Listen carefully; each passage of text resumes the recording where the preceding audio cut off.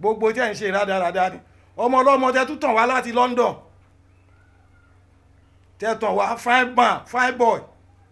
ẹ tún fẹ́ knock ẹ̀ out ẹ̀yin dẹ̀ lẹ́tàn tẹ́ni kó wálé Abímbọ́lá abájọ tẹ́ ń pàtàn èèyàn kan wá láti Ghana Wasiu Ayinde ń ṣe ọmọ Ìjẹ̀bú-Òde kíní kan ń ṣe kíní kan ọ̀rọ̀ yín sú mi o kò sí fámọ́ni olórí bàbá wa Nuridini Fusebua ìwé tẹ́ ń kà lórí stage yìí ó fọ́ ní o bígbà tẹ́ wá ń ṣe òṣèlú tẹ́ ń ṣe politics ìfàlàrí pọ́n fi mọ́ bà eléyìí ó jẹun àdójútì ẹ̀ tún gbé pamọ́ gbogbo yín ti gbowó ẹ̀yin ọmọ Ìjẹ̀bú-Òde àgàgà àwọn Ajágìnrìn ajẹkọ́ba tó jẹ níjẹ̀bú-Òde Ìdèlé wọ́n ti lò yín mọ́ gbà o àwọn ògbọ́rùn kan báyìí láyé ìgbà wáṣẹ̀ o pé ká máa gbéwèé lórí stage nọ́bìlẹ̀ Jágìnrìn nígbà ajẹkọ́ba tó jẹ tó bá ti jẹ òun pẹ̀lú Adífálà àwọn náà máa jọ míngù pọ̀ tán máa kọ orúkọ wá tán bá tẹ̀ wá fẹ́ tó èrú bọ̀ ọwọ́ Jágìnrìn ló máa wà Jágìnrìn ó jẹ́ Jágìnrìn o shameless for you wàláì ẹ̀yin Fusebua bọ́n ṣe yan ọba kọ́lẹ̀ yẹn ń ṣe yìí gbogbo ohun tí ẹ̀ ń ṣe àdójútì pátápátá ńlẹ̀ Yorùbá ni ẹ wá gbéwèé dání lórí stage I support kinní kan I support Biodun Onuga I support kinní kan Abímbọ́lá I support ṣé bọ́n ṣe yan ọba nìyẹn ó dùn mí fún yín gan o ẹ̀rí èèyàn bá yín sọ̀rọ̀ ó kàn yẹ pé ó máa padà bú yín lọ́wọ́ torí létà ẹ̀yin ẹbí Fusebua àgàgà yín bàbá tẹ́ ti fẹ́ kú tẹ́ pé tẹ̀lé àtúbọ̀tán àti ìyá wèrè Ọlọ́run ò sùn wọn tó Ọlọ́run ti sùn lọ́dọ̀ wọn tó lọ́lọ́run ò sùn ìyàwó alájà Ọlọ́run ò sùn ẹ̀yin obìnrin tẹ́ ń dà lúrú gbogbo tẹ́ ń ṣe rádaràda lẹ́ ń ṣe ẹ̀rí èèyàn bá yín sọ̀rọ̀ God bless ọmọ Ìjẹ̀bú-Òde God bless Ogun State ṣe dáadáa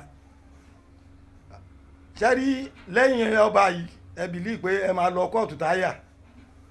torí àwọn tó wà nígbà fún yín rádaràda lẹ́ ń ṣe ẹ máa lọ kóòtù táyà ẹ tó bá dẹ̀ fi síbẹ̀ kó má rò pé òun ti jọba wọ́n lè yọ tó ti yé yín torí ẹ ní evidence gbogbo nǹkan tẹ̀ ń ṣe yìí kò sí evidence lórí ẹ̀ kò sí evidence lórí ẹ̀ alájà Ọlọ́run ò sùn ẹ̀yin lóbìnrin tí ẹ tún jẹ́ gbajúmọ̀ láàrin wọn ẹ ṣe dáadáa ẹ ṣe dáadáa ẹ ṣe dáadáa ẹ ṣe dáadáa ẹ ṣe dáadáa ẹ ṣe Alhaji Nurudeen ẹ ṣe dáadáa ẹ wo olórí ẹbí gidi ẹ wo Fusebua ẹ kàn